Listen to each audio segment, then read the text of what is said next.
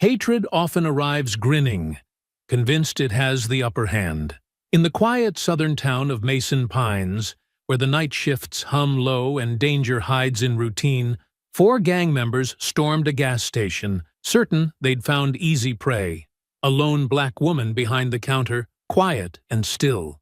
To them, Tasha Daniels was just another target. They didn't know she was a former Army hand-to-hand combat instructor and an undefeated regional MMA champion. Beneath her calm was control, discipline, and devastating skill. By the time they reached for her, they had already triggered a fight they couldn't possibly win. Before we go any further, comment where in the world you are watching from, and make sure to subscribe because tomorrow's story is one you don't want to miss. The hum of fluorescent lights overhead was the only steady sound left after midnight. Beyond the thin glass walls of Viola's Gas and Go, the southern night stretched out quiet and heavy, broken only by the occasional sigh of tires on distant asphalt. The place sat just off Highway 81, on the edge of a tired town called Mason Pines, a dot on the map with more silence than people and more history than it wanted to admit. Tasha Daniels stood behind the counter, arms folded loosely across her chest, watching the monitor that displayed the 4 camera angles around the station. Her reflection in the dusty plexiglass was still, unbothered, but far from relaxed. The gas station was barely lit. A pale glow spilled from the overhead bulbs onto the cracked concrete outside, where 2 pumps stood like aging sentinels. A flickering neon sign buzzed in a corner window, throwing a dull red tint across a stack of faded snack displays. Inside, the air was clean but stale, touched by motor oil and coffee grounds. Nothing had moved in 20 minutes, except for the moths batting themselves against the canopy lights outside. Tasha didn't mind the quiet. In fact, she preferred it. After years of barracks noise, orders barked before sunrise, and adrenaline-drenched deployments, stillness was something sacred. But stillness wasn't safety.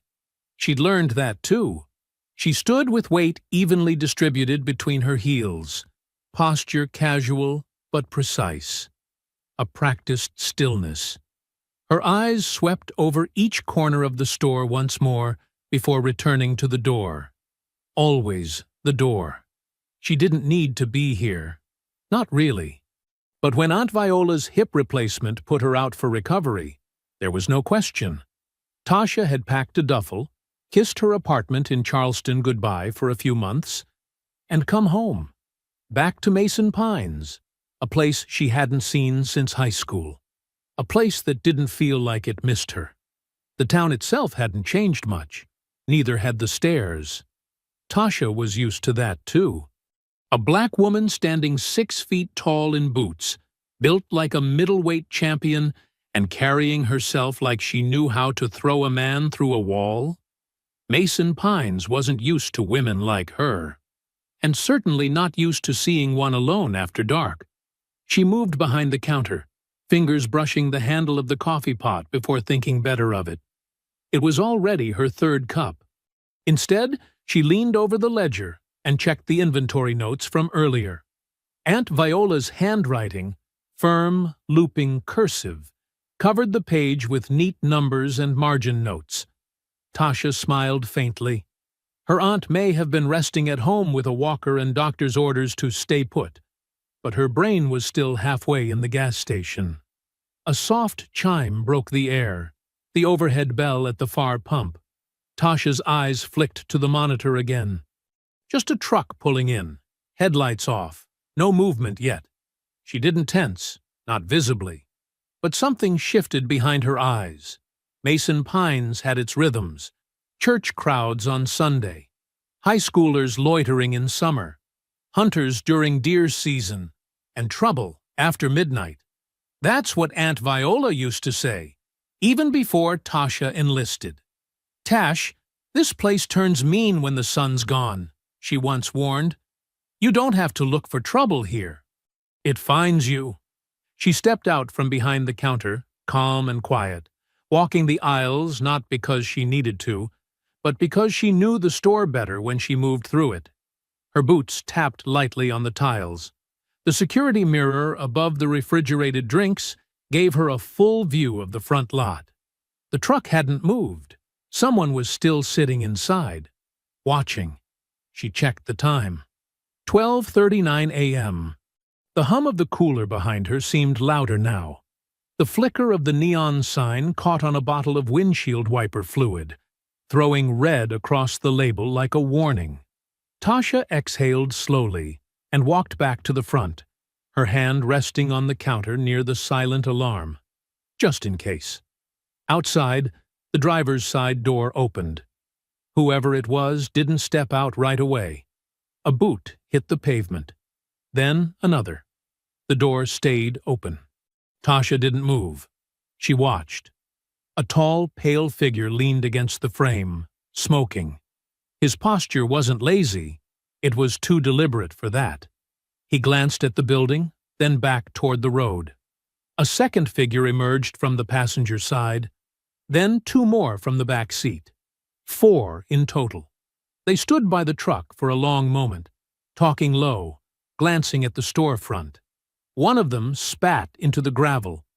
Another cracked his knuckles and smiled like he'd already won something. Tasha reached for her phone and texted Lena Hart. 4 outside. Watching. I'm good. Just saying. She set the phone down slowly. No panic. Just readiness. The bell above the door gave a lazy chime as the 4 figures stepped inside, the faint metallic sound barely cutting through the stagnant stillness of the night. Tasha didn't move from behind the counter. Her hands remained resting just beside the register, her expression unreadable as her eyes took them in. 4 white men, all under 30, all carrying themselves with the swagger of people who'd never once been told no, and didn't expect to hear it tonight. Their boots scuffed the tile with deliberate weight, and their glances skimmed the corners of the store not out of curiosity, but calculation, like they were counting exits and looking for weaknesses. The one in front, blonde and lanky with a thin, angular face, led the way with the kind of confidence that only ever came from being protected by history and hometowns. His denim jacket was worn just right, the collar turned up like he thought it made him look dangerous. He didn't speak at first, just walked straight up to the counter and leaned his elbow across the glass. Too close, too fast, making sure Tasha knew who was in control. Behind him, the other 3 fanned out casually. One with broad shoulders and a tattoo snaking down his neck moved toward the drinks cooler, popping his knuckles as he walked. Another, tall but hollow-eyed and jittery, drifted toward the snack aisle. The last, the youngest by a few years with a crooked lip ring and nervous hands, lingered closest to the door, glancing at the parking lot as if someone might be watching. Tasha tracked them all without turning her head, letting the camera monitor in her periphery do most of the work. She already knew what this was. The blonde cleared his throat and looked her up and down with a smirk that didn't reach his eyes. "Didn't think y'all had security this far out," he said, letting his voice drop into something mocking. "What's the story here? You moonlighting as a bouncer, or just trying to scare off the raccoons?" Tasha didn't blink. "I'm just filling in for my aunt while she recovers. Let me know if you need anything." He grinned at her professionalism like it was a joke. "That's so? Ain't that sweet? Must be tough, though, working out here this late all alone. You never know what kind of folks might wander in." From the back of the store, the one with the lip ring knocked a few bags of chips off the shelf with the back of his hand, then made a show of stepping on one as it crunched beneath his boot. "Oops!" he called out, snickering under his breath. Tasha's jaw didn't clench, but she let a breath slide slowly through her nose as she stepped out from behind the counter, broom already in hand. She didn't respond to the mockery. She didn't need to. Every inch of her posture said she'd seen worse men in worse places, and not a single one of them had walked away with what they came for. As she approached the chips, the man who had stepped on them refused to move, standing directly in her path. He didn't say anything at first, just watched her with a look that tried to be daring, but came off nervous.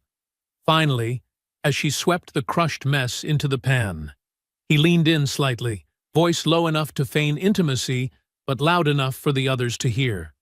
"You know, you don't really belong in a place like this. Folks around here don't take kindly to outsiders playing hero." Tasha stood, looked him in the eye for a moment longer than comfort allowed, then stepped past him without giving the insult oxygen. The broom clicked softly against the base of the counter as she stowed it again, her movements smooth, intentional. But the moment she stepped behind the register, the blonde, still perched with one elbow across the glass, straightened suddenly and leaned forward.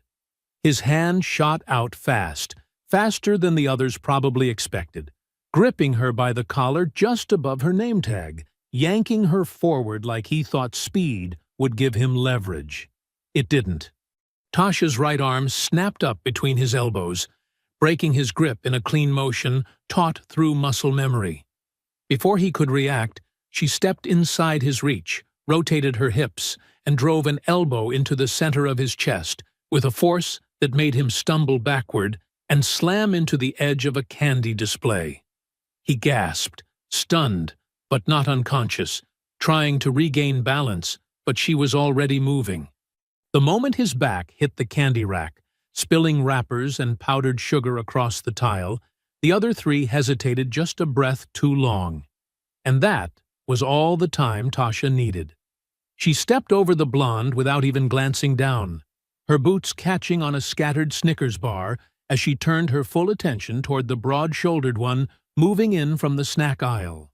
He muttered something under his breath, a slur she'd heard before in other places, in other tones, but this time it came with a swing. He barreled toward her, teeth bared and fists up like a prizefighter from some backwoods bar circuit. The kind of brute who assumed his size meant he couldn't lose. Tasha met him head-on. She dropped her weight low, ducked the first wild haymaker, and drove her shoulder into his midsection like a battering ram. The impact rattled the shelves and sent them both crashing into the end cap of windshield wipers and gum packs. He grunted, stunned, and she twisted her body hard to the right, slamming him shoulder first into the steel corner. The metal rattled, and his head bounced against the rack. But he recovered quicker than she expected, twisting in a grunt of rage and slamming his elbow against the back of her ribs. Pain bloomed instantly, sharp and bright, and for a moment she saw white. She gritted her teeth and spun around, catching a glimpse of his sneer before he charged again. This time he drove her into the side of the counter, knocking a rack of lighters to the floor with a clatter. Her breath caught in her chest. He tried to pin her with both arms, forearm pressing against her throat, breath hot and vile against her cheek as he leaned in. "Not so tough now, are you?" he growled. Her eyes stayed locked on his. Calm, cold, calculating. Then she shifted her hips.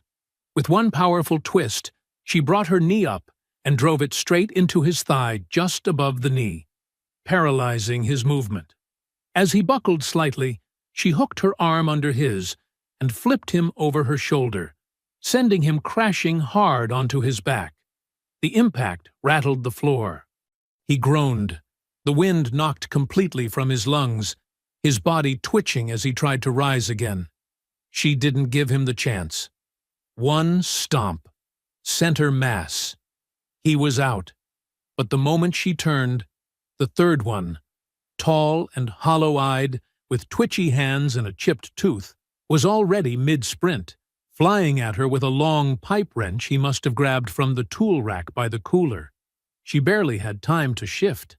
The wrench sliced past her ear with a metallic whistle, grazing her temple.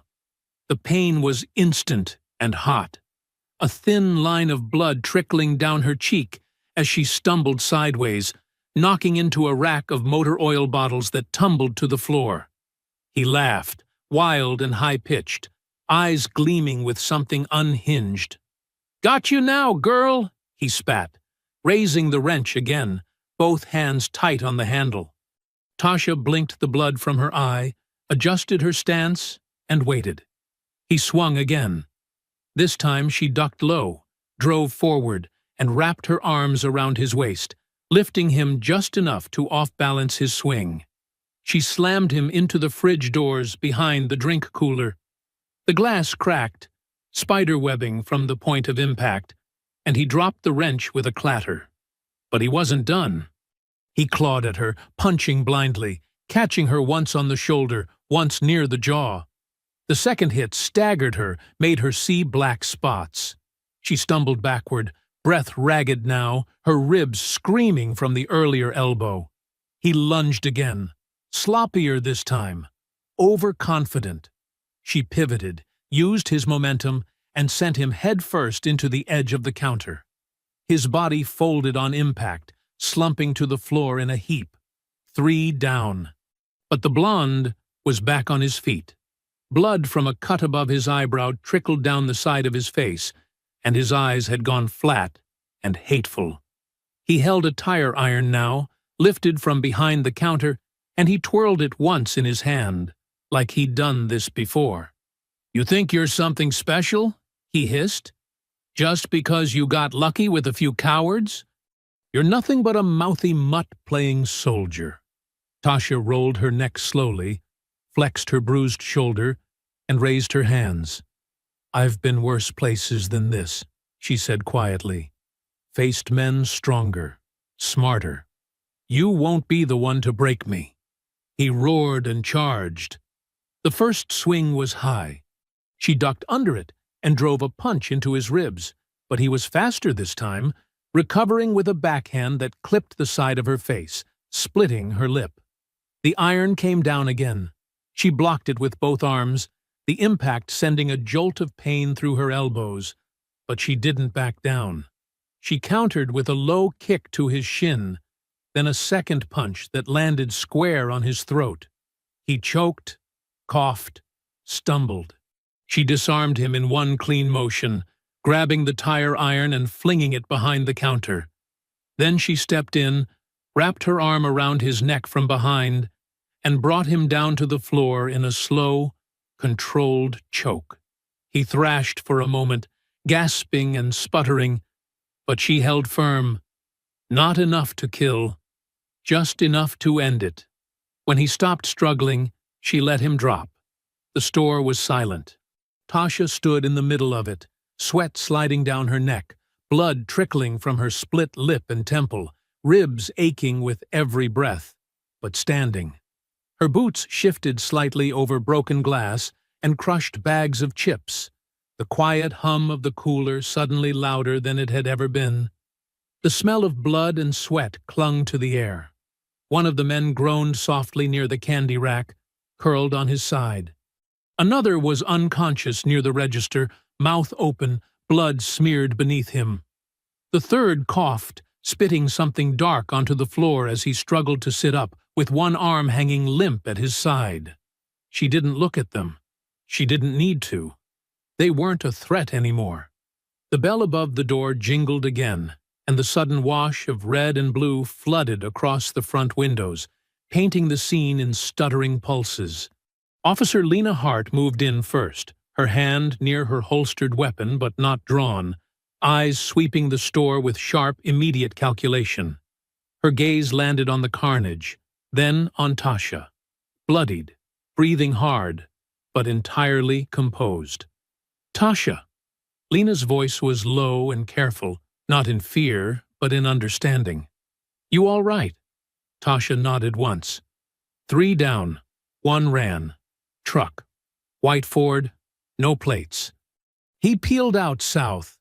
Behind Lena, Deputy Roland Price stepped in, his hand on his belt, eyes narrowing as he took in the scene. His mouth turned down at the corners before he even said a word. "Looks like a hurricane hit this place. What the hell happened?" "They attacked me," Tasha answered, voice even, slow. "Security footage will show the rest. I told them to leave. They didn't." Lena had already moved behind the counter, tapping the store's terminal, pulling up the feed from the cameras. Tasha didn't need to say anything else. The footage would confirm everything. The entrance, the harassment, the moment the blonde one grabbed her by the collar, every strike, every fall, every time she held back when she could have gone further. It was all there. The truth didn't need commentary. Price glanced at the bodies again. "And you're saying you did all this by yourself?" "I defended myself," Tasha replied. "No more, no less." He gave a low whistle under his breath, folding his arms across his chest. "That's some defense." Lena glanced over her shoulder, her voice sharp. "Roland, I'm just saying," he muttered, though quieter now. 3 men on the floor, and she's just standing there. You don't find that suspicious?" "She's a combat vet," Lena said, still watching the footage. "Special Forces instructor. She could have killed them if she wanted. She didn't." Tasha didn't move. She didn't need to defend herself. The proof was on screen, the swelling on her face, the bruises already forming along her ribs. Her restraint was the only reason anyone was breathing. Minutes later, paramedics arrived. One of the men was still unconscious. Another begged for something for the pain. The third, blonde, furious, trying to hide the tremor in his hands, refused to look at her as they loaded him onto the gurney. The moment his eyes met hers, he flinched. Tasha gave her full statement in the back of Lena's cruiser. Her voice was calm, measured. She answered every question with precision. Not emotion. No anger. Just facts. It was all muscle memory at this point. Observe, assess, report. Even now, blood still drying on her lip, she carried herself with the stillness of someone who'd been through worse in places no camera had ever reached. Deputy Price hovered nearby, but kept his distance. The way Lena took Tasha's word without pressing, the way she handled the evidence, it was clear who believed her and who didn't. But belief wasn't required. Proof was. When the last ambulance pulled away and the sun began to touch the treetops with a dull gray light, Lena returned Tasha's phone and nodded once. "You did good," she said. "I'll walk you through filing the charges once you're cleaned up."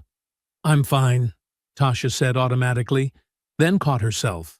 She wasn't. Not completely. Her ribs were on fire, her face ached, and she was starting to feel every hit she'd absorbed now that the adrenaline was draining away. "Go to urgent care," Lena said, reading it on her face. "Get checked. I'll have someone guard the station till daylight. We've got enough here for 3 solid arrests. No one's walking away from this clean." Tasha nodded. But even as she stepped into her truck, even as she drove to the clinic, she couldn't shake the feeling in her chest. Not fear, not pain, but something colder. Unfinished. She didn't sleep that morning, not with ice pressed to her ribs. Not after the local news posted the story. Veteran store clerk defends herself in brutal late-night attack. The headline was picked up by a bigger outlet before she even took a second shower. By afternoon, the video footage, posted from a police leak probably, had been clipped, edited, memed, hashtagged, and shared 1,000,000 times. The views climbed. The comments poured in. Some hailed her as a hero. Others questioned her restraint. A few, angry, small-minded voices, accused her of being exactly what those men claimed she was. She ignored them all. Tasha had seen what fame did to people. She didn't want her face on shirts or signs. She didn't need recognition. She'd done what was necessary, the way she always had. But somewhere else, in a dim, quiet room lined with tools and peeling drywall, Jace Monroe watched the footage on repeat, eyes bloodshot and jaw clenched tight. The cut where his lip ring had torn free was crusted over now, the bruise on his jaw yellowing at the edge. He didn't blink as he watched her elbow drop one of his boys. He didn't speak as she dropped the third. He didn't flinch as the comments scrolled past on his cracked phone screen, each one a digital humiliation. He watched her face freeze on the final frame, calm, resolute, standing above the mess they made. Then he scrawled something on the wall in black marker. "She don't get to win." And beneath it, "We're not done." The sun had barely climbed over the treetops when Tasha pulled into the lot, her body stiff from a night of restless half-sleep and pain that pulsed steadily beneath the tight compression of bandages around her ribs. She stepped out of her truck with slow control, not because she was uncertain, but because pain had a way of demanding respect when it settled deep in the bone. The cool morning air brushed against her skin, but it wasn't the weather that made her pause before unlocking the door. It was the sight of the back wall. The first thing she saw was the dripping black paint. Thick strokes sprayed across the faded siding with hurried aggression but unmistakable intent. The words were uneven, letters leaning and colliding like they had been scrawled in fury more than precision, but they were readable from 20 yards away. "We coming for you, Tasha." Her name, painted in capitals with jagged lines that clawed across the surface, sat like a threat carved in tar. Beneath the message, someone had attempted to draw a symbol, crudely shaped, deliberately chilling, a distorted noose, slashed across the bottom with red paint that bled down in thin trails, like a wound that hadn't closed. Tasha stood still, the keys in her hand pressed tight into her palm as she stared at the wall, her breathing steady even as something in her chest began to lock into place. There was no question about the message. It wasn't a warning. It was a challenge, a promise, and she had no intention of running from it. The back door creaked open under her touch, and the interior lights flickered on to reveal the store unchanged from the day before. Aisles in order, counters clean, everything reset to its usual quiet, orderly rhythm. But the order didn't comfort her. It only made the mark outside feel more invasive, like they had violated the one place that had remained untouched. The attack from days earlier had been physical, brutal, a clash of bodies and rage. This was different. It was psychological. A reminder that they still believed they had power, that they could own the night if they wanted to. But they were wrong. When Aunt Viola arrived later that morning, moving carefully with her cane and wrapped in the warmth of a knitted shawl she wore even in the spring heat, she froze in place the moment she saw the back wall. Her lips parted slightly, her voice catching as she took it in. "Lord," she whispered, one hand rising to her chest, her fingers curling slightly around the base of her throat. Are they threatening you?" Tasha stood a few feet away, arms crossed and jaw set, her expression unreadable but her eyes sharper than usual. She didn't respond immediately, and when she did, her voice came out lower than usual, as if forged from something too old and heavy to lift easily. "They're trying to remind me I embarrassed them. They want to make me feel small, unsafe. But they should have thought of that before they came through that door." Viola turned toward her with something between concern and maternal instinct rising in her gaze. "You already handled them, baby. The whole town's seen it. The police got them locked up. What more can you do? Let the system work." Tasha didn't laugh, but the smile that crossed her face was colder than the morning air. "The system showed up 10 minutes after it was over. That wall didn't paint itself last night, and I don't plan to be caught reacting again." Viola shook her head slowly. "You can't live waiting for them to come back." Tasha met her eyes then, voice calm but unyielding. "I'm not waiting for them. I'm preparing for them." That afternoon, while the regular customers trickled through, locals who avoided mentioning the viral video but whose glances stayed longer than necessary, Tasha began upgrading the security system. She didn't call in professionals. She didn't need to. Her time in the army had taught her more than how to fight. She knew how to fortify a location, how to anticipate movement, and how to record it without anyone knowing it was being done. She installed 4 new cameras, each with high-resolution infrared, mounted in places that wouldn't be noticed at first glance. One watched the back wall. Another monitored the alley beside the station. 2 more kept silent vigil over the front lot and the entrance. All of them fed directly into her phone in real time, backed up to cloud storage and encrypted drives. She also rewired the breaker box, added a second silent alarm with a direct signal to Officer Lena Hart's personal number, and ran cable to a battery-powered emergency system that would keep the cameras running even if the station's power was cut. Every detail was accounted for. No more reacting, no more guessing. The next time they came, she'd be watching before they even reached the building. Later that night, while reviewing the previous day's footage to test the motion capture function, Tasha caught something she didn't expect. A grainy infrared frame just past 2:14 a.m. From the back alley, cam showed 2 trucks pulling up in tandem, both dark, unmarked, with their plates deliberately removed. 6 figures stepped out. 5 young men, one familiar shape leading them. Even in low light, there was no mistaking the stride, the posture, or the way he stood slightly apart from the others, pointing, instructing, commanding. Jace Monroe. He wasn't hiding anymore. In fact, the way he moved told her he wanted her to know it was him. She watched as he led the new group around the edge of the station, directing them like a man assigning tasks. One of them sprayed more graffiti on the wall. Another shattered the security light above the dumpster. But they didn't try to enter. Not yet. It was a rehearsal. A message. They were getting organized. And this time, it wasn't just revenge. It was preparation. Tasha let the footage roll, her eyes narrowing as each frame confirmed what she already knew. They weren't just coming back for pride. They were coming back for her. And if they were getting ready, then so was she. The days that followed moved slower than they should have.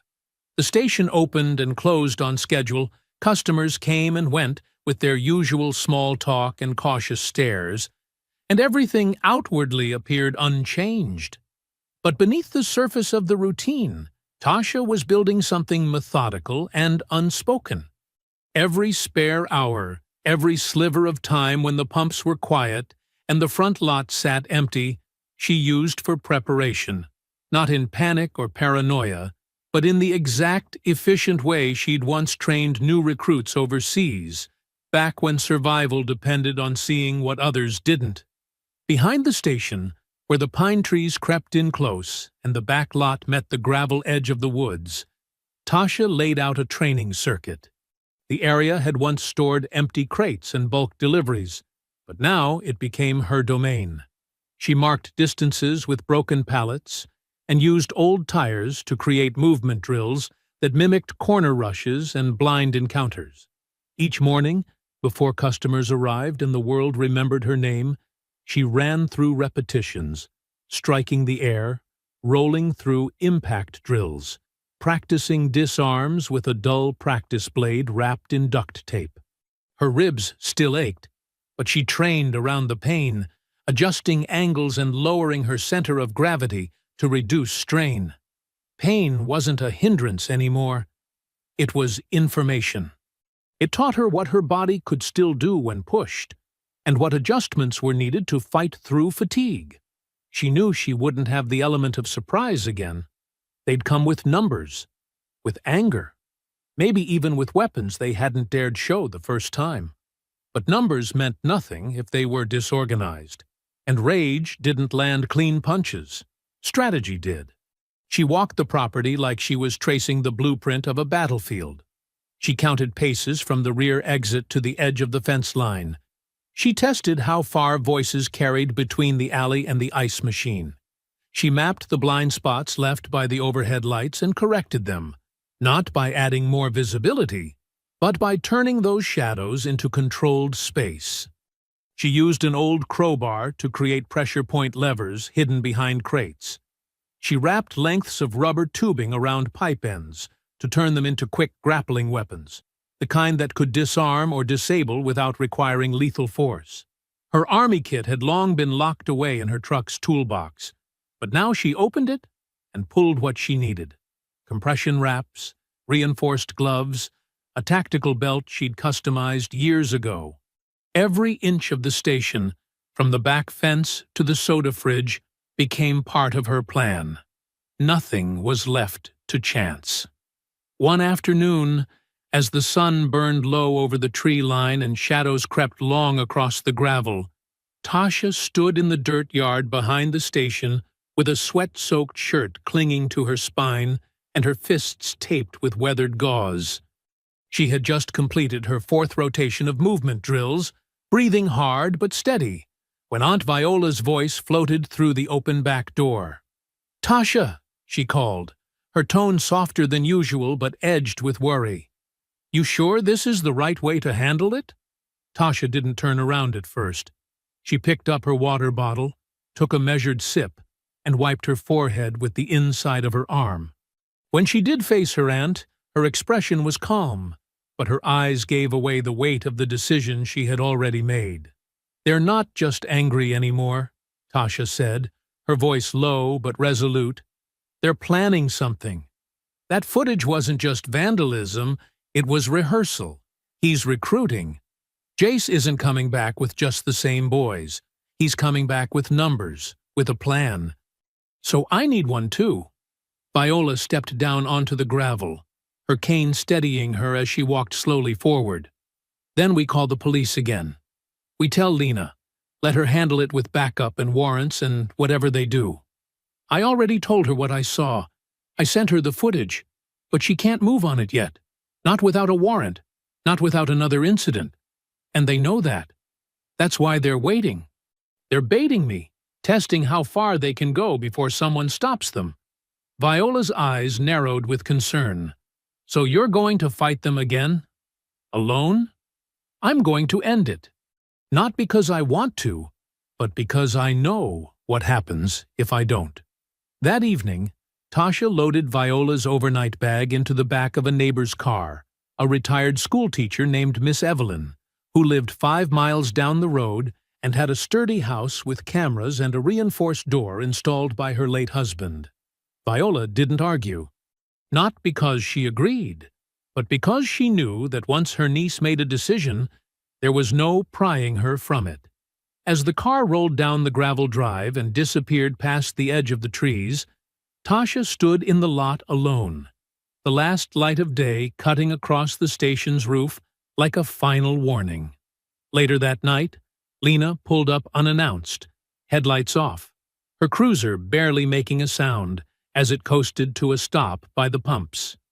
Tasha had seen her coming long before the tires touched the gravel, another advantage of positioning, of awareness. She stepped out from the side of the building, arms folded, her hoodie zipped to the neck, her hands still wrapped in tape from that evening's drills. Lena didn't bother with small talk. "You're planning something," she said. "I saw the camera placements on the footage you sent. I saw the way you're moving in those angles. You're not just watching for them. You're setting them up." Tasha nodded, unbothered. "I'm not going to sit here waiting for someone else to clean up this mess. They're not just some wannabe gang. They're organized now. Jace is playing chess, and I'm not letting him make the next move. You know how this looks," Lena warned, stepping closer. "If something goes wrong, if someone gets hurt, they'll say you escalated it. Doesn't matter what the footage shows. You're already the headline. You think they won't flip it again?" "I'm not trying to be a hero," Tasha said, her voice quiet but firm. "I'm trying to stop a war before it starts." Lena stared at her for a long moment, the silence between them filled with old understanding and new fear. Then, with a reluctant sigh, she opened the door of her cruiser and handed Tasha a second burner phone. "If it goes sideways," she said, You call me. Direct. No radio chatter, no dispatch. Just me. Tasha accepted the phone without hesitation. The sun had set. The night had begun. And so had the countdown. The wind had dropped to nothing by the time the clock crept past 2 a.m., leaving the air still and suffocating with tension. A low mist had started to form near the tree line beyond the gas station, blurring the edges of the gravel lot and making every distant shape seem more alive than it was. Tasha sat in darkness just behind the stockroom door, crouched low beside the water heater, her eyes trained on the small phone screen in her hand. The feed showed everything in real time: the front pump, the alley, the back wall. Motion sensors were armed. Surveillance was synced. Every camera caught the moment the 2 black pickup trucks pulled into the lot, their headlights off, their engines quiet as breath. 6 figures climbed out. 5 wore dark hoodies and cloth masks pulled over their faces, hands gloved, posture aggressive. The 6th walked behind them, head uncovered, his blonde hair cropped shorter than before, his expression unreadable beneath the weight of command. Even in the low light, there was no mistaking who it was. Jace Monroe hadn't come to scare her. He'd come to finish what he started, and this time he brought a small army. They moved quickly, but without discipline, confident in numbers, confident in the mask of night. One broke off toward the alley. Another hung back near the far pump as lookout. The other 3 advanced toward the back door, one gripping bolt cutters, the other 2 carrying blunt weapons, one a metal pipe, the other a crowbar worn with rust. They hadn't come for graffiti. They had come for blood. Tasha didn't move. She didn't breathe deep. She waited. The first one reached the service door and tried the handle. Locked. He stepped back. The moment his foot touched the outer perimeter line Tasha had marked earlier that day, taped invisible across the top step beneath the overhang, the lights snapped on. A flood of white light exploded across the back of the building, powered by concealed halogen beams mounted in the eaves, and for 1 full second, every man in the lot froze in the glare like cornered prey. Their shadows stretched long and distorted behind them. Their formation broke instantly. One staggered back into the alley. Another cursed and dropped the crowbar with a clang. The silence they'd arrived in was shattered. Tasha moved before any of them could. She pushed through the side stockroom door, emerging from the blind spot with practiced, calculated speed. Her boots didn't hesitate as she sprinted the 10 paces to the nearest man, the one with the pipe, who had just begun to recover from the shock. She struck low and fast, aiming her first blow at the side of his knee, folding his stance instantly.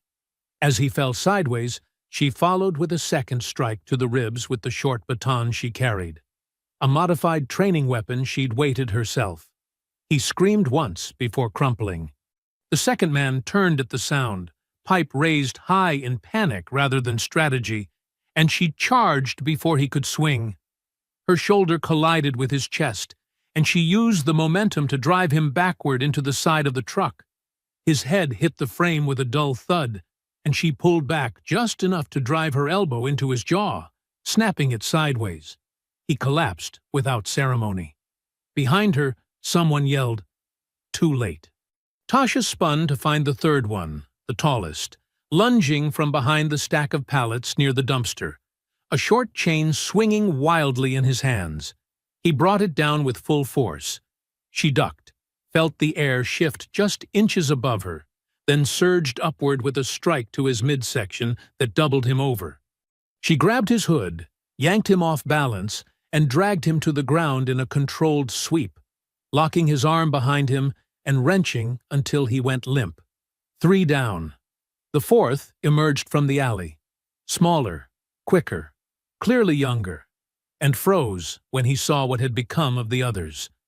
For half a second, his legs twitched as if debating whether to attack or retreat, but the decision came quickly. He turned and ran. Tasha didn't chase. Not yet. She turned back toward the pump station, watching the last masked man raise a pistol, not at her, but in the air. A threat, a bluff, or worse, a signal. His hand trembled.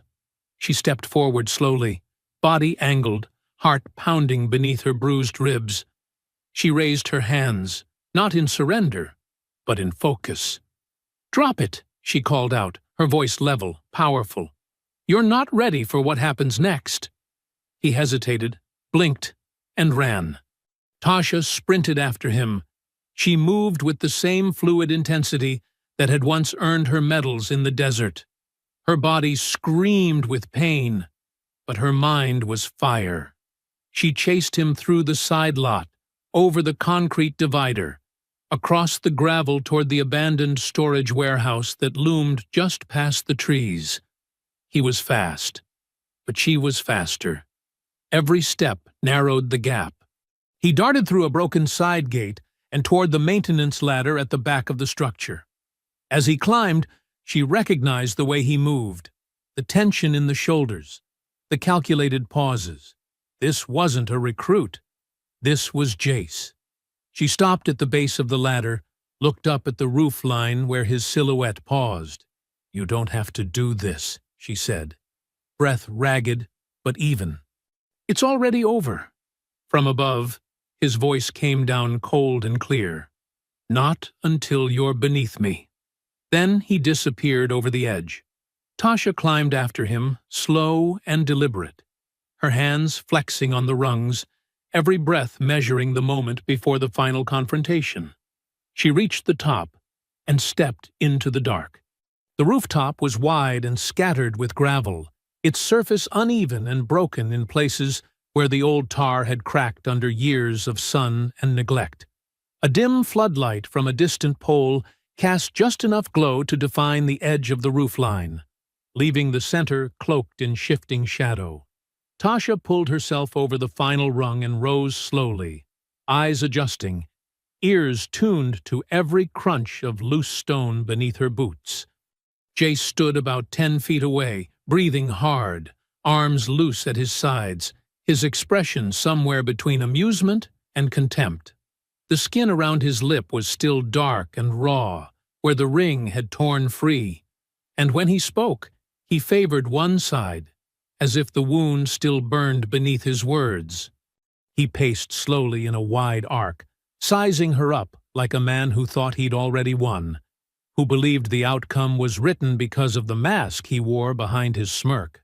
"So, this is it?" he called out, voice taunting. "All that training, all that buzz about you, MMA champ, Army tough girl. I came all this way to see it, and you're standing there like you're scared to move."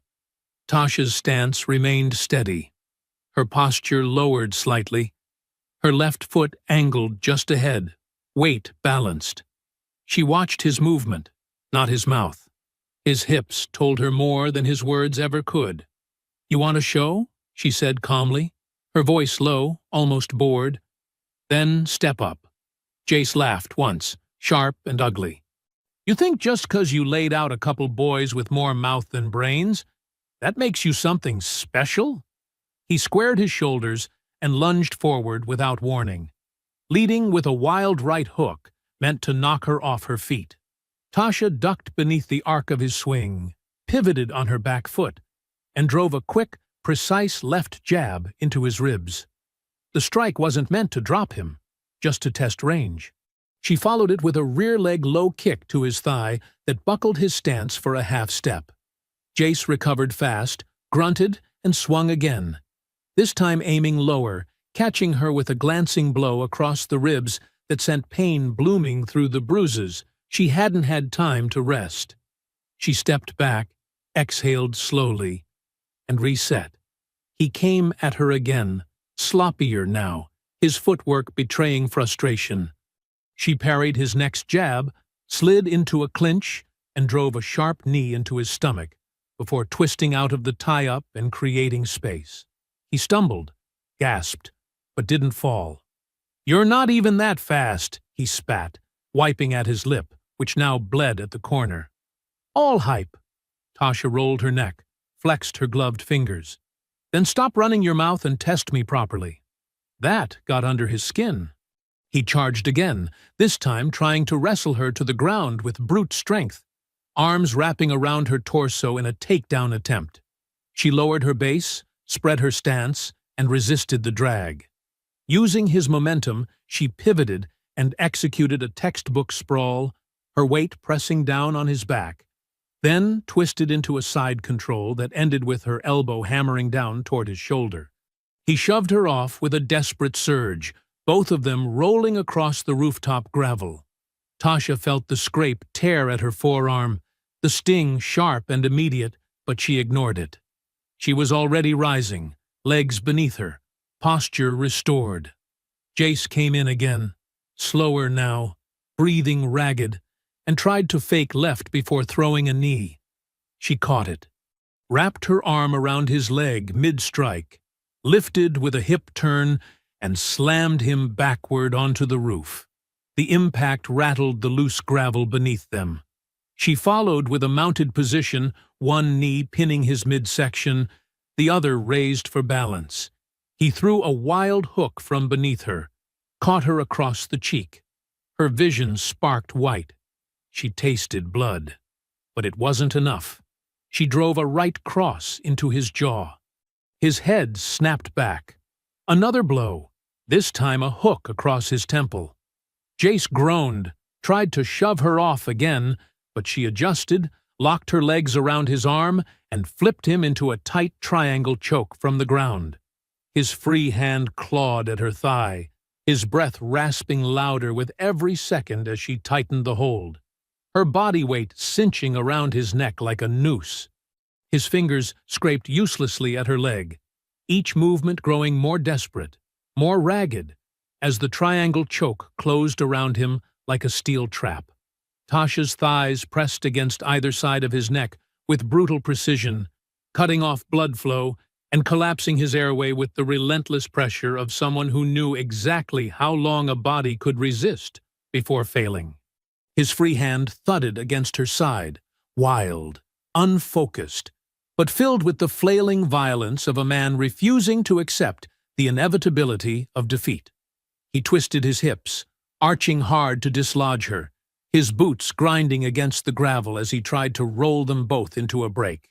She adjusted seamlessly, shifting her weight to seal the hold tighter, her ankles locked behind his shoulder blades, her arms braced against the rooftop surface to maintain balance. His breaths came faster now, sharper and more shallow, the panic beginning to replace arrogance. His lips curled in a snarl, but the sound he tried to make emerged as a strangled gasp instead. "You wanted to see if I was really a fighter?" she growled, her voice strained but steady as her legs flexed tighter, her body coiled with the intensity of someone who had been underestimated one time too many. This is what championship looks like. Just as his strength seemed to wane, his hand reached lower and jabbed hard into her side with the sharp edge of something he'd kept tucked in his waistband. A broken piece of metal, small and rusted, but pointed enough to dig into the bruised ribs she had taken hits on earlier. The pain exploded through her side like fire. Her grip faltered for the first time, her body recoiling just enough for Jace to twist again. And with a furious grunt, he managed to break the choke, flinging his weight sideways and rolling them apart across the rooftop's gravel-slick surface. She landed hard on her back, the air punching from her lungs as the pain in her side screamed, raw and piercing. She tried to rise, but Jace was already moving. Blood poured from his nose, one eye nearly swollen shut. But he came for her with the single-minded rage of a man who no longer cared about control. He tackled her before she could fully recover, his shoulder driving into her abdomen, sending another jolt of pain through her ribs as they hit the rooftop together. This time, he landed on top. His fists flew, one after the other, clumsy but filled with power and fury. The first blow connected with the side of her jaw, snapping her head back. The second hit her shoulder. The third caught her temple, a flash of white streaking across her vision as she reached up and grabbed his wrist mid-strike, wrenching it outward while twisting her hips beneath him. He tried to pin her again, but she kicked upward, her shin striking his thigh, knocking him off balance just enough for her to swing her leg over and flip them, reversing their positions with pure technique. Now on top, she didn't rush the advantage. She straddled his torso and drove her forearm against his throat, pressing him flat while blood trickled from the corner of her mouth and dripped down onto his chest. He growled beneath her, his arms flailing, his hands clawing for purchase, but she blocked each attempt with swift, brutal counters. He grabbed at her hoodie, pulled hard, and threw her sideways. They rolled again, a tangle of limbs, the gravel scraping into their skin, cutting shallow trails along her forearm and his cheek. He was stronger than he looked, and every time he connected, the pain multiplied. An elbow that slammed into her injured side, a knee that caught the inside of her thigh. She grunted, her breath ragged, the ache in her ribs now burning hot and constant. But she didn't back off. She stepped inside his next swing, grabbed his forearm, and dragged it downward, locking his shoulder with a standing kimura grip that wrenched his body toward the edge of the roof. He screamed, tried to twist out, but she pivoted behind him, swept his legs from beneath him, and brought him crashing down onto the gravel once more. This time, she didn't go for a hold. She straddled his chest again, pinning both his wrists to the ground with her knees. His face was bruised and bloodied, rage still burning in the one eye that wasn't swollen shut, his mouth pulling into a hateful sneer. "You think you win just 'cause you're stronger now?" he rasped, coughing blood. "You think this changes anything?" Tasha didn't respond with words. She reared back and delivered a sharp, clean elbow across his cheekbone, watching his head whip to the side, then immediately followed with another strike to the opposite temple. His body jerked. His mouth opened in a shocked breath. She struck a third time, measured, controlled, final. His head hit the roof with a dull, hollow thud, and then he stopped moving. His chest still rose and fell. He was alive, but the fire behind his eyes, the hate, the pride, the conviction, was gone. Whatever plan he had carried onto that rooftop had died there with his final swing. Tasha staggered to her feet, trembling now not from fear, but from exertion, her muscles screaming with fatigue, her face wet with sweat and blood, and the weight of the moment pressing down on her shoulders like armor. Tasha stood over Jace's unconscious body as the rooftop lights pulsed gently behind her, their steady flicker matching the throb in her bruised ribs. Her chest rose and fell with effort, her knuckles still swollen, blood dried along her jawline and brow. Gravel clung to her hoodie and scraped along her forearms where the skin had split. But none of it mattered in that moment. The fight was done. The damage delivered. The silence that followed wasn't relief. It was responsibility. She reached for her phone, still strapped to her chest beneath her jacket, and tapped the camera icon. The screen lit her face faintly in the night, catching the raw truth in her expression. Pain, fatigue, determination. She turned the lens slowly, panning over the rooftop, showing each man where they had fallen. Jace lay at her feet, one arm twisted awkwardly beneath him, his face swollen and slack. She didn't add commentary. She didn't need to. The truth was etched in blood, in the positions of the bodies, in the effort it had taken to stay standing. "This is Tasha Daniels," she said, her voice low but clear, every word deliberate. 6 men attacked my aunt's station tonight. I've incapacitated 4. 1 escaped. I am unharmed but injured. This was not a mistake. This was retaliation.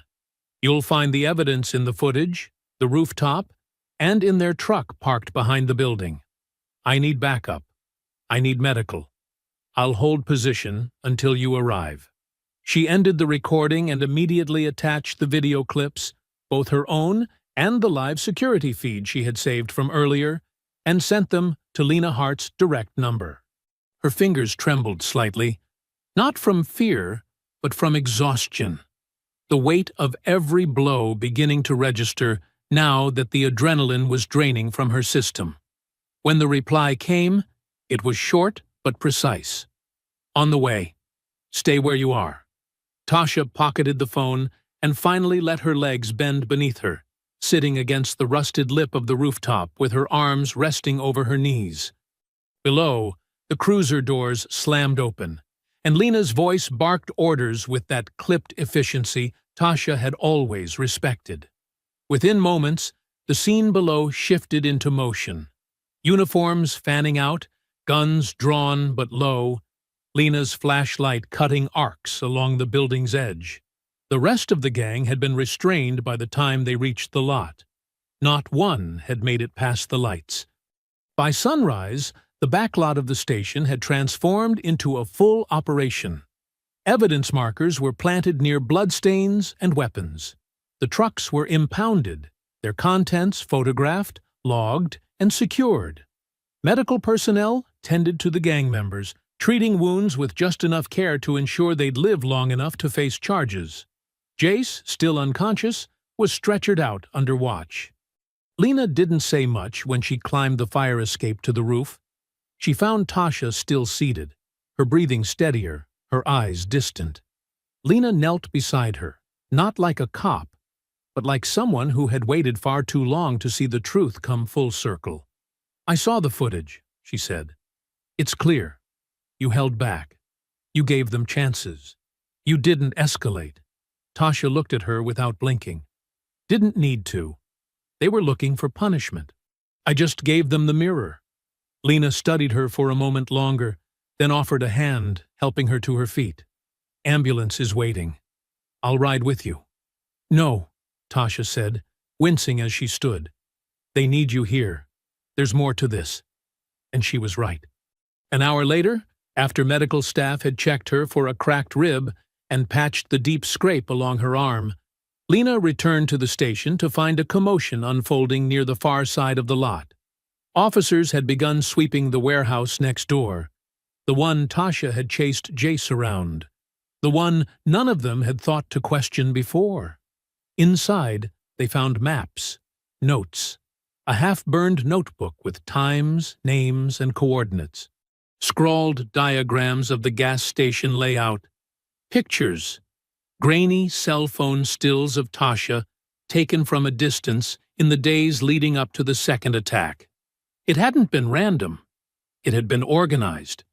The raid that followed later that evening led to the arrest of 2 more men hiding in a nearby shed less than 2 miles away. One of them, an ex-con with ties to a white nationalist militia group, the other with weapons charges pending in a different county. Guns were seized, radios, spare phones with encrypted apps Tasha didn't recognize, but knew meant planning. Deputy Price, who had insisted from the beginning that Tasha was overreacting, stood beside Lena that afternoon while the last of the warehouse items were logged. He hadn't said much during the past hour. Now, as he glanced at the wall of pictures and handwritten surveillance notes pinned over crates of illegal ammo, he cleared his throat awkwardly. "I didn't think it was this serious," he muttered. Lena didn't look at him. "You didn't think she could be right." "I was wrong," he admitted, softer. Lena turned her head then, met his eyes with that sharp, surgical calm she used when words had to cut.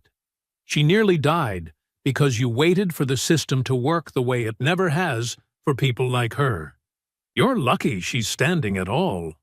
Price looked away, shame raw on his face.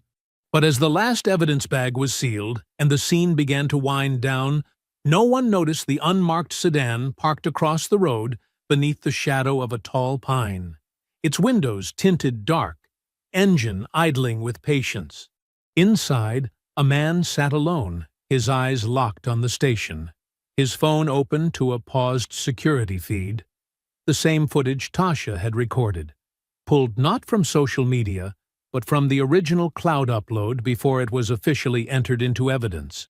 Within 48 hours, Tasha's face had been broadcast on every major network, posted in digital news feeds, clipped into viral reels, and framed with captions ranging from veteran hero to guardian of Mason Pines. The video of the rooftop fight, leaked from a bystander's phone, likely someone from the emergency response team, was already circulating by the time the official statement was drafted. And once the unedited security footage followed, showing the gang's coordinated attack and Tasha's unflinching, brutal defense, the story took on a life of its own. News anchors praised her calm under pressure. Military veterans applauded her tactical control. Women's organizations began referencing her as a modern symbol of resilience, of self-defense done right. A handful of martial arts gyms even used stills of the rooftop triangle choke as promotional material, citing her control and form. Some platforms called her the embodiment of tactical grace. Others simply said she did what anyone in her position should have done, and what so few could have survived. But Tasha wanted no part of it. She refused almost every interview, declining cable news appearances and feature spreads in glossy magazines. She turned down invitations to speak at panels, to appear on podcasts, to attend fundraisers built around her story. When a documentary team offered to come to Mason Pines to film a dramatized retelling of the fight, she ignored the email entirely. She wasn't interested in spectacle. She had done what was necessary. She had survived. And for her, that was enough. But the world didn't stop. Social media carried the weight of the story forward whether she participated or not. And soon, others, online researchers, independent investigators, civilian sleuths with too much time and very sharp eyes, began digging through the details. Names from the arrest records were posted, faces identified, criminal histories pieced together from scattered county logs and court databases. At first, it all seemed straightforward. A group of white men with records of minor violence, local harassment, trespassing, drunk and disorderly conduct, nothing that hadn't been seen before. But then came the anomalies. One user, a data analyst who worked in cybersecurity by day, pointed out that several members of the gang, especially Jace and two of the others, had arrest records that disappeared shortly after booking. Public databases showed gaps. Charges filed, but no outcome. Complaints logged, but no trial. In several cases, the dates aligned with periods of employment at private security firms operating along the southern border or embedded in overseas contracts under third-party defense operations. Another Reddit thread traced the older brother of one of the gang members to a former employee of a security outfit known as Perimeter West, a now-defunct firm that had once operated out of Nevada, quietly absorbed into a larger conglomerate tied to private military consulting.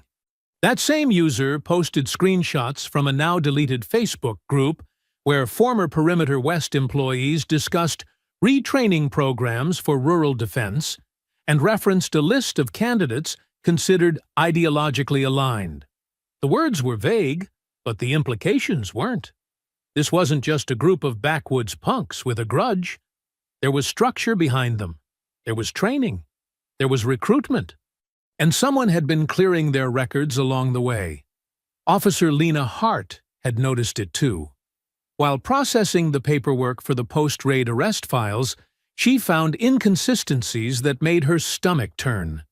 She'd been an officer long enough to know that every arrest had a paper trail, whether dropped, dismissed, or otherwise, and yet some of the names connected to the warehouse evidence had redacted entries or outdated warrants that no longer showed in the system. One man had been arrested for illegal weapons possession in Georgia, only to be released without formal charges the next day. Another had been connected to a hate group in Montana, but no official watch list ever marked him. It didn't add up. She sat in the precinct's back office late one evening, the glare from the monitor washing over her face as she compared files side by side. Redactions. Missing case numbers. No follow-up investigations. When she tried to call in a favor from an old friend in records over in Houston, he told her plainly, "These names have flags above my clearance level. I don't know what they're tied to, but someone bigger has their hands in this." She didn't like it, and she knew Tasha wouldn't either. The next morning, Lena drove to the gas station. The lot was quiet, the paint still faded where the graffiti had been power-washed off, but the station looked intact, still standing, still working, just like the woman inside. Tasha was behind the counter, going through invoices and shipment receipts, her bandaged arm moving stiffly, but without hesitation. Her face was less bruised now, but her eyes remained the same, steady, alert, always reading ahead. Lena stepped in, removed her sunglasses, and dropped a thin folder on the counter. Tasha glanced at it, then back at her. "What am I looking at?" she asked, not breaking rhythm as she signed a form. Redacted records. Men with backgrounds that were wiped clean. Affiliations with a private security network that hasn't officially existed in 3 years. And court documents that disappeared somewhere between county and federal levels. Tasha paused. She set her pen down carefully. "And you're telling me this wasn't just some angry locals with too much time and hate in their guts?" Lena shook her head. "I'm telling you, this goes higher than that. Someone's been protecting them. Someone wanted them trained, armed, and angry." Tasha didn't flinch. "Then it's not over." "No," Lena agreed. "It's not." And neither of them noticed the email that arrived 30 seconds later, in the inbox of a regional bureau office, flagged and encrypted, containing a screen capture from a parked car across from the gas station. The image showed Lena and Tasha, mid-conversation, unaware they were being watched again. The subject line read, "She's adapting. We escalate." It was nearing dusk when Lena Hart returned to the precinct archives, a manila folder tucked under one arm, and her phone still buzzing with messages from the State Bureau, each one more delayed and non-committal than the last. She had spent the better part of the afternoon re-reviewing every file from the recent raid, every piece of intel retrieved from the warehouse adjacent to Viola's gas station, and what she had begun to uncover no longer pointed to coincidence or criminal stupidity. It pointed to coordination, and something colder beneath it. She stepped into the records room and dropped the folder on the desk, flipping it open with quick fingers. The name at the top of the document glared back at her. Wesley Caro, age 39. Dishonorably discharged. Last known employment listed as field trainer, overseas protective detail. Officially, he was a nobody, but his old security clearance flagged her access attempt. The redacted sections in his file were typical of private military contractors: classified details, oversight omissions, a trail of vanishing employers. But one entry stood out. Colburn Security Group, Contractor ID RAVA 769B 2141, decommissioned 3 years ago after internal misconduct and a quietly resolved civilian casualty scandal. Colburn Security had once operated alongside U.S. military units in Iraq during the height of the insurgency. On paper, they were embedded for infrastructure security and logistics escort. Off the record, they were notorious for aggression, corruption, and black market arms handling. They had never been fully exposed, only relocated, renamed, or absorbed into other networks. And buried inside Wesley Caro's personnel file was a notation that chilled Lena the moment she read it.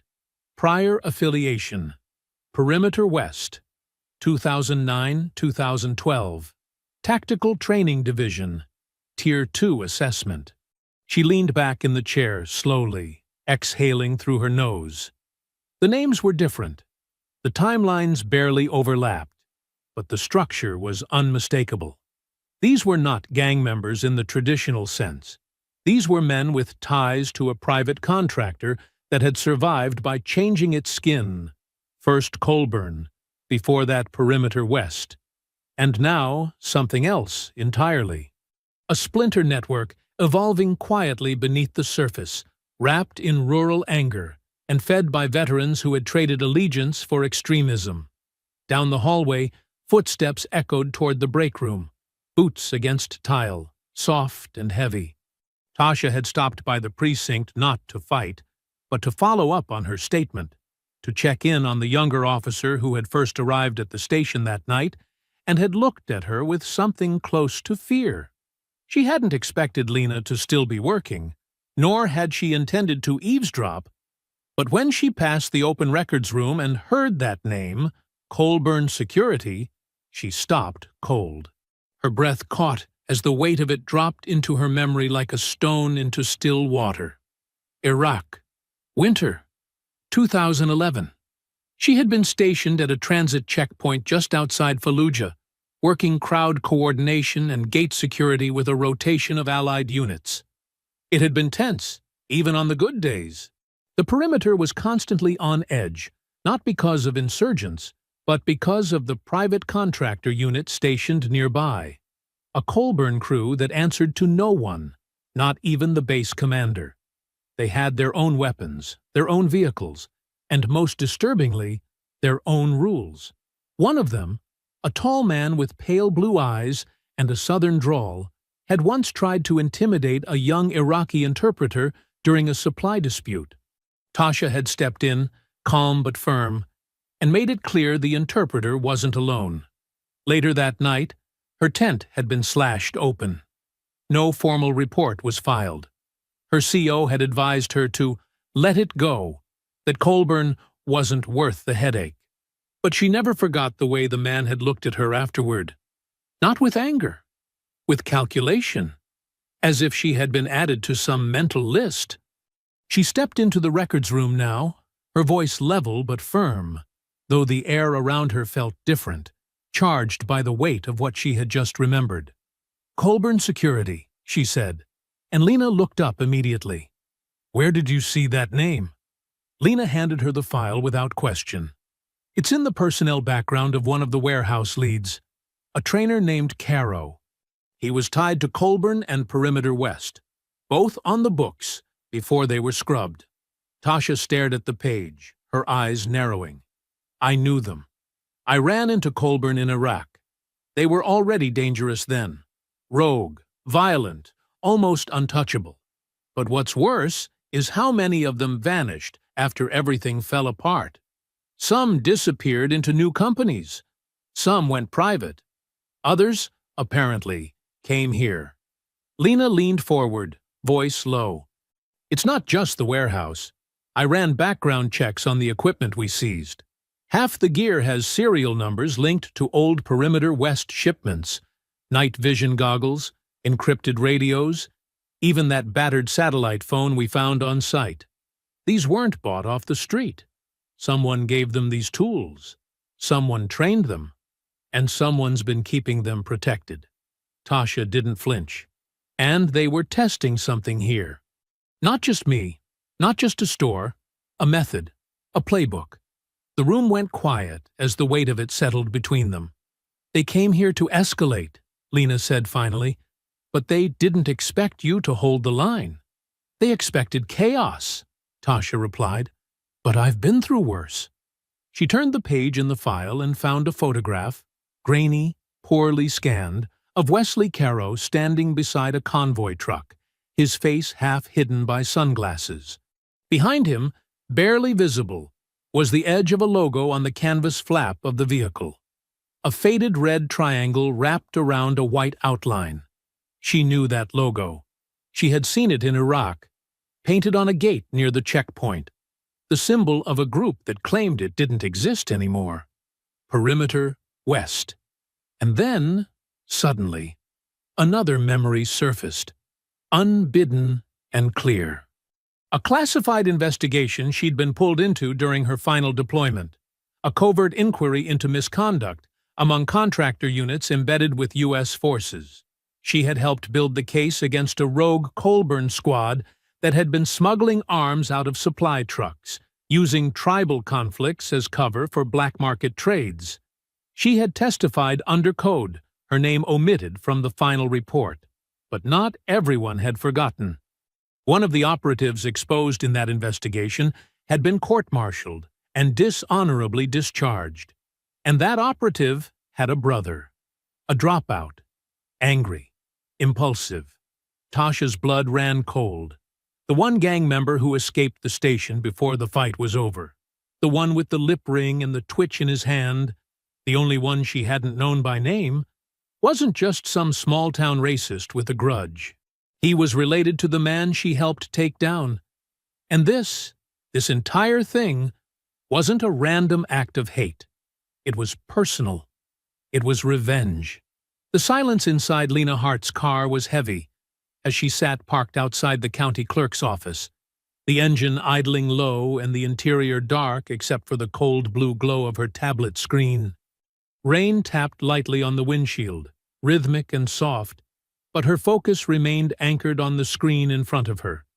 The secure login portal to an interagency archive system she was technically not supposed to have access to.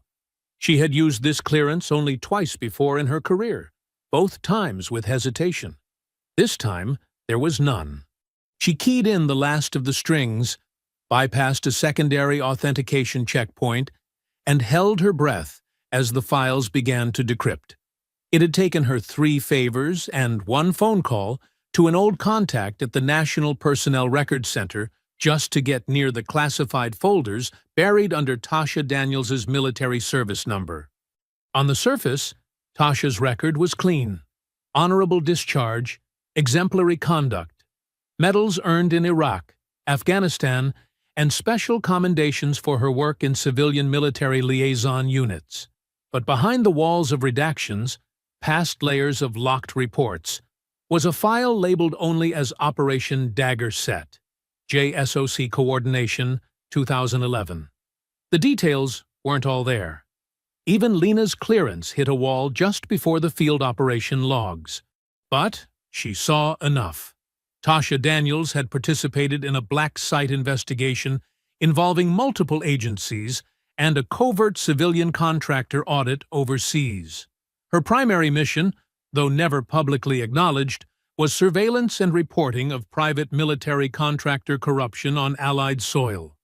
Among the flagged organizations was Colburn Security Group, and within that, a domestic intelligence collection unit hidden behind the title Recruitment and Reintegration Division. The entire task force had been dissolved shortly after Tasha's report triggered internal escalation. The mission was deemed a closed file, a threat neutralized, but the pieces didn't line up anymore. Lena flipped to the attached memo dated 18 months after the operation's closure. A familiar name sat near the bottom of the page, Elijah Darnell, listed as a former senior field liaison for Colburn's stateside transition team. No formal record of prosecution. No resignation letter. No follow-up orders. Just an HR transfer. And silence. She minimized the report and opened the local DMV logs, cross-referencing vehicle ownership near Mason Pines. There it was. A gray, unmarked sedan registered under an LLC, with no website, no phone number, and no tax returns. One of the shell companies previously used by Colburn Security's domestic training division. The man in the car watching the gas station had a name. Elijah Darnell hadn't disappeared. He'd gone to ground. And he was still running a playbook Tasha had shut down years ago. Back at the gas station, the sky hung low and gray, the clouds pressing against the hills like a blanket full of unfinished storms. Tasha stood in the back room, arms braced against the counter, her eyes fixed on a printout Lena had given her that morning. A partial personnel list recovered from the warehouse raid. One name had been circled. She had stared at it for so long, the letters began to blur. Reed Bannett. She hadn't remembered it at first, but after the adrenaline had drained and the haze of combat had cleared, It came back. The dropout. The wild one. Younger brother of Daniel Bannett, the Colburn operative she'd helped expose in Fallujah. Daniel had been cold, methodical, a man who had treated war as currency and influence as power. Reed, on the other hand, had always been louder, sloppier, furious that his brother had been ruined by someone he described as just a soldier playing hero. He had made threats when Daniel was convicted. Tasha had dismissed them at the time. Empty, emotional. But revenge, she knew now, had a long shelf life. This had never been about the gas station. It had never been about the viral video or a gang of small-town racists trying to assert dominance. She had been a target from the beginning. Everything, the first confrontation, the second attack, the escalation into something that looked like organized hate, had all been part of a delayed act of vengeance. Reed had brought others into it. Others trained. Others radicalized. Others fed with the same rage Daniel had fostered when he was pushed out of the only power structure he understood. And behind them stood Darnell, quiet, calculating, pulling strings in the dark.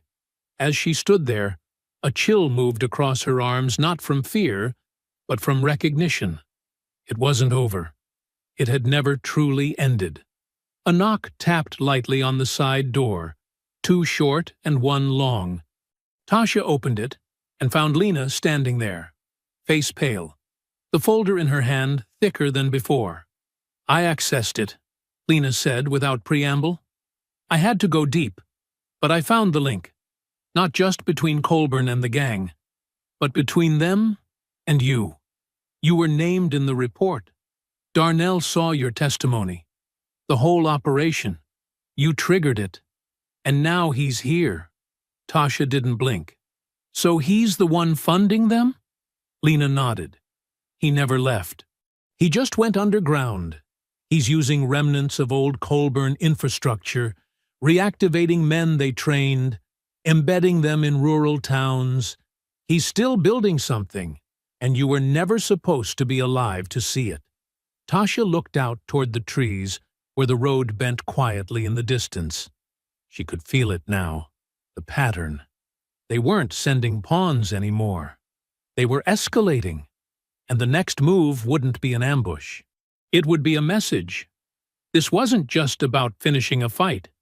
It was about preventing the next one. The rain had returned, soft and constant, drumming against the station's awning in a slow, whispering rhythm. As Tasha moved through the side hallway, behind the stockroom, cleaning out the last of the broken crates from the second attack. Most of the evidence had been logged and cleared, but she wanted to inspect everything herself. Every splintered box, every dented shelf, every trace left behind in the wake of a fight she'd won but hadn't yet finished. There was something about loose ends that didn't sit right with her. It was a soldier's habit, honed over years: secure the perimeter, sweep the area, clear the space. She knelt beside the collapsed metal shelving near the back wall, pushing aside a bent strip of ducting and the remains of a torn duffel that one of the gang members had dropped during the chaos. Most of it was junk: scrap wires, a rusted wrench, and a coil of cheap nylon rope. But beneath the mess, tucked into a crushed cereal box half buried under spilled motor oil, something buzzed once. Faint, but real. Not a vibration from the station's old freezer. Not a signal from her own phone. A different rhythm entirely. She reached in and pulled out a small black object, slick with oil and grime. A burner phone, mid-range, no ID, no password. It was powered on but had no SIM card inserted. Only a queue of unsent messages and a cracked screen flickering in grayscale. Tasha stared at it for a long moment, her pulse steady, her mind already working. Someone had stashed this here. Not recently. Not during the rooftop fight. This had been hidden earlier, possibly days ago. Likely a backup device left behind during planning. Maybe someone on the crew wasn't as loyal to Jace as they pretended to be. She wrapped the phone in a rag and carried it to the back office, her movements precise. Once inside, she sat at the desk and began scrolling through the files stored on the internal memory. There were no photos, no contact names, but there were messages, short, fragmented, and stripped of context. Confirm location. Silo intact. Drop rescheduled 11C. Use ridge path. East entrance only. Recruits cleared. Test pending. Watcher reported. Verify cleanup. Daniel's still in play. Priority remains. That last line pulled her focus into a blade. Whoever had used this phone hadn't just referenced the operation. They'd mentioned her by name, and not in passing. Priority remains. That wasn't random. That was operational language. She leaned back, mind racing. The phrases, 11C, ridge path, silo, drop points, weren't normal street talk. They were coded, layered, buried in terms that someone outside of certain training would overlook. But not her. She had learned to break code books by hand. In the field. Under pressure. She took a legal pad from the desk drawer, flipped to a clean sheet, and began to transcribe. She worked through the structure slowly, mapping every term against a field decryption grid she remembered from her final tour. The phrasing matched an old Range 9 grid cipher, one used in classified ops, with variable coordinates layered into natural landmarks. It took her an hour, 2 pots of black coffee, and an old military field manual from a box in her truck. But when she finished, she had a location. A warehouse, just off an abandoned freight spur near the edge of a decommissioned rail yard. She marked it on a physical map with a felt pen, then cross-referenced satellite images on Lena's tablet. The site looked dead. No vehicles, no power logs, and no obvious reason to draw attention. Which made it perfect for recruitment.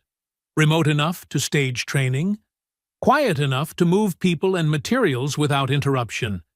Hidden in plain sight. She picked up the burner again and reread the last unsent message. Recon. Complete. Daniels won't make it to Monday. There was no timestamp, no sender. But she understood what it meant. She wasn't just being watched. She had been scheduled for removal. Bartutilfif. That night, Lena arrived with someone Tasha hadn't met before. A woman in her early 40s, tall, dressed like a civilian, but with the eyes of someone used to rooms full of secrets. She introduced herself only as Megan Rourke, a federal liaison tied to a long-suspended internal investigation into unauthorized domestic surveillance by private security entities. Lena had pulled every string she had left to bring her in. We've had flags on Colburn's shell companies for years, Rourke explained as she reviewed the burner phone's contents.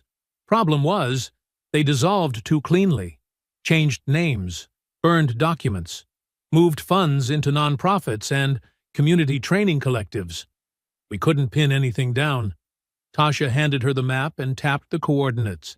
They're still training, still recruiting, and they've already tested deployment. Rourke nodded. We can move, quietly. No sirens, no paperwork that hits the state systems until after we're in. They worked through the night drafting the warrant, sealed under federal jurisdiction, limited to a 4-hour entry window, no leaks, no press. Tasha would not be part of the raid. Lena made that clear. You've done enough, she said. You gave us the key. Let us turn it. But Tasha didn't reply right away. She stood by the window, looking out into the stillness where the trees met the sky, and the shadows between them never seemed to lift. Her reflection stared back from the glass, tired, bruised, but more alert than ever. She wasn't afraid of what came next. She was ready for it. The warehouse sat in silence, squat and rectangular, built from weather-worn corrugated steel, with no visible signage, and a gravel drive that had long since disappeared beneath a thin crust of weeds. It looked abandoned, intentionally so, but appearances, Tasha knew, were the last thing to trust.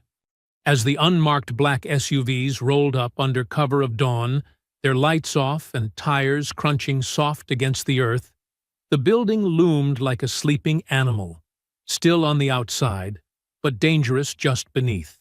Inside one of the vehicles, Lena Hart reviewed the raid layout one last time with the federal contact beside her.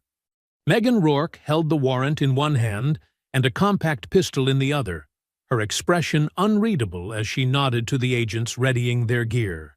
There would be no announcement, no warning. This was a sweep, sanctioned quietly, and meant to send no signal beyond its final report. At exactly 5:42 a.m., the breach team moved.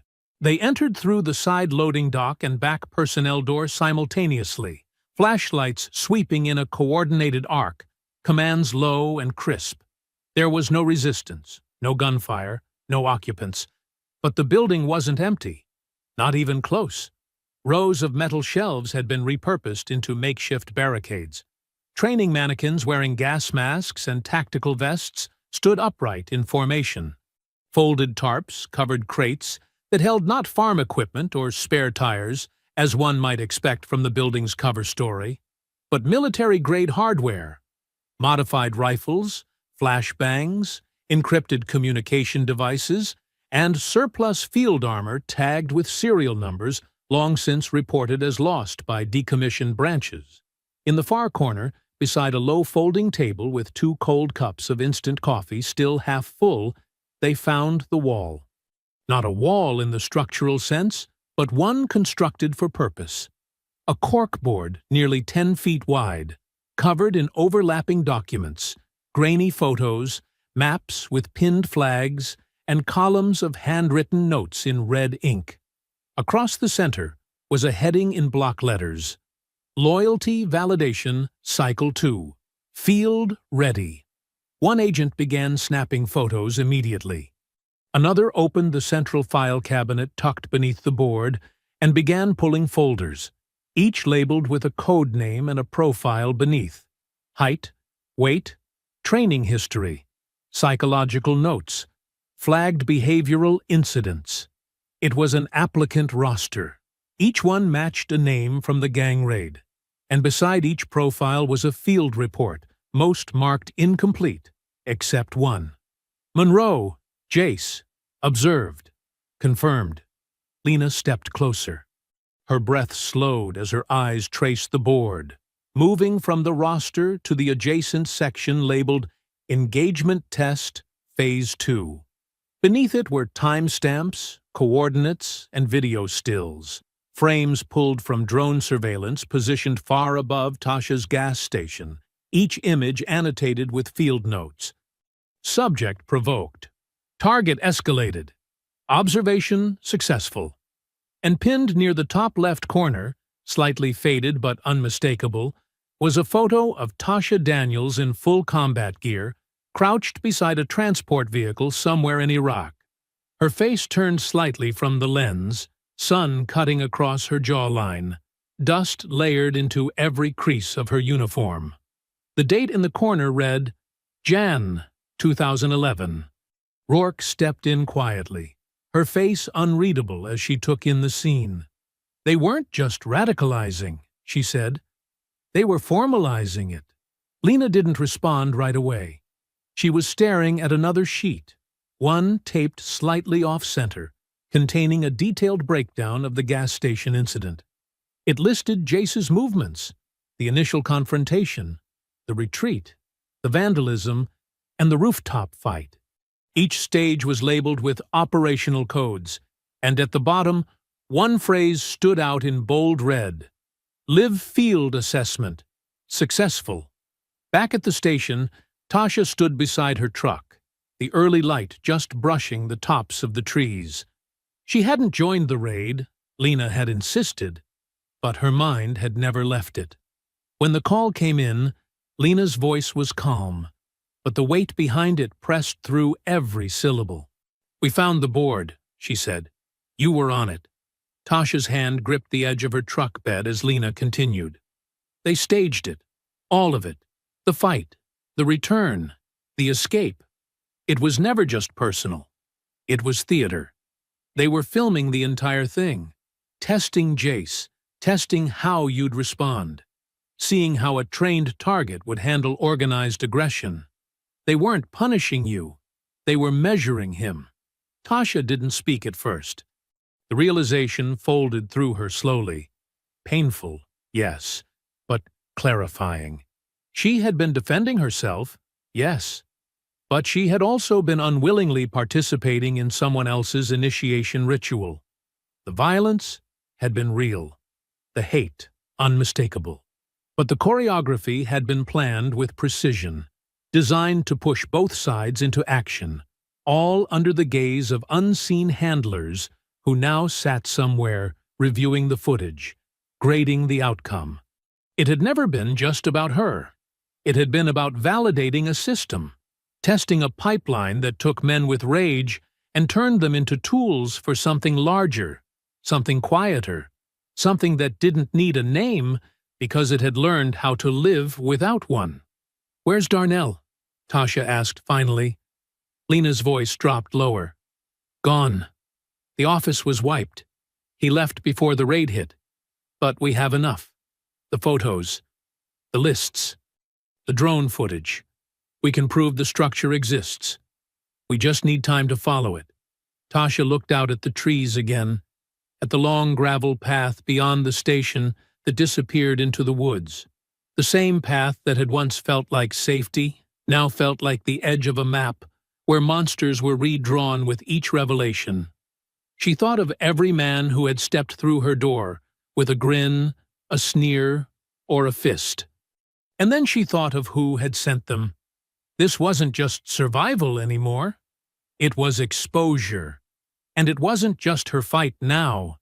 The files recovered from the warehouse didn't just speak. They roared. Within hours of the raid, digitized copies of the surveillance logs, loyalty test sheets, and personnel files had been uploaded to a secure federal database. Megan Rourke moved quickly, bypassing state channels entirely, and contacting a senior agent in the FBI's Domestic Terror Task Force. The call was short. The evidence said enough. Within a day, a federal order had been issued to begin dismantling every trace of the structure built beneath Colburn Security's original framework. By the third day, subpoenas had been issued. Search warrants expanded. What began in a forgotten warehouse on the edge of Mason Pines unfolded into a national operation. Every location tied to Colburn's former executives, shell companies, and training affiliates was examined. Offices in Georgia, Nevada, and the Carolinas were raided simultaneously. Server farms were seized, back-end ledgers, buried accounts, false nonprofit records, all of it laid bare in the space of 72 hours. But the most pressing question remained, where was Elijah Darnell? It was Tasha who found the clue, not in a database or memo, but in a voice recording buried in the burner phone's cache, overwritten but not deleted properly. With the help of Lena's contacts, it was restored. In the clipped audio, Darnell's voice could be heard briefing two men, one of them Jace Monroe, about a field validation test. But the last line was the one that mattered. "Once the test concludes, I'll meet Reed at the Crescent site. He'll handle cleanup. You keep Daniels active. Make her sweat. She's not the target yet, just the bait." That was the line that changed everything. They weren't just trying to provoke Tasha. She had been used as a trap, a stressor to test whether their recruits would break under pressure or execute with discipline. Lena handed the recording over to the FBI. Within 48 hours, a task force located the Crescent site, an off-grid property in West Virginia leased under a dummy name. Darnell was there. So was Reed Bannett, armed and unaware that their time had run out. The arrest was clean, swift, no shots fired. Darnell didn't speak during transport, but Reed tried to yell something as they dragged him away. It was garbled and slurred, some mix of loyalty, betrayal, and personal vengeance, but none of it mattered. The indictment would speak louder than either of them ever could. Federal charges were filed for conspiracy to incite domestic terrorism, unlawful weapons distribution, and attempted assassination of a protected veteran witness. Darnell's past as a private military contractor only deepened the scandal, and Jace Monroe, found unconscious on Tasha's rooftop, was no longer simply a gang member. Once the warehouse intel matched up with the video footage and the voice logs, Jace's role became clear. He was the selected subject of the Monroe test, as the documents labeled it, a full-stage loyalty scenario designed to mimic combat against a hardened opponent. It had been filmed, reviewed, ranked. He never knew that the moment he laid hands on Tasha, he'd already failed. He recovered in a federal medical facility under armed guard, then was transferred to a secure holding center. He was charged with aggravated assault, hate crimes under federal law, and material participation in a paramilitary conspiracy. And when prosecutors revealed that he'd been promised rank within Darnell's restructured network, lead status, the file said, his silence cracked. He tried to claim he didn't know what he was a part of. But the footage, the audio, and the lists said otherwise. In the weeks that followed, the gang began to unravel completely. With Jace, Reed, and the others in custody, and the handlers exposed, the small cells built around them, those who had been feeding weapons, laundering money, and running communications, lost all cover. Half the crew that had vandalized the gas station had records under other names. The rest were tied to failed militia startups across the Southeast. Some were arrested in routine traffic stops. Others tried to run. None made it far. The operation that had once believed it could operate in plain sight, with code words, loyalty drills, and quiet recruitment, was shattered. Their trucks were impounded, their weapons seized, their plans dissected, piece by piece. And while the network may have once dreamed of expansion, it would now be remembered as a fractured conspiracy, ruined by its own arrogance. And through it all, Tasha never once stepped in front of a camera.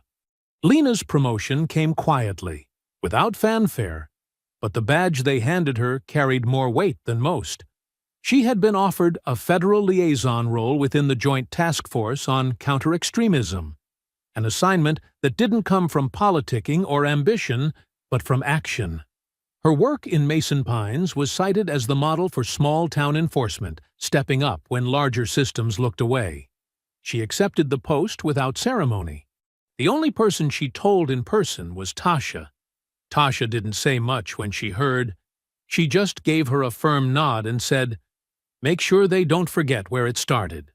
Not long after, the formal request arrived, sealed with the Senate's emblem, delivered by a federal courier.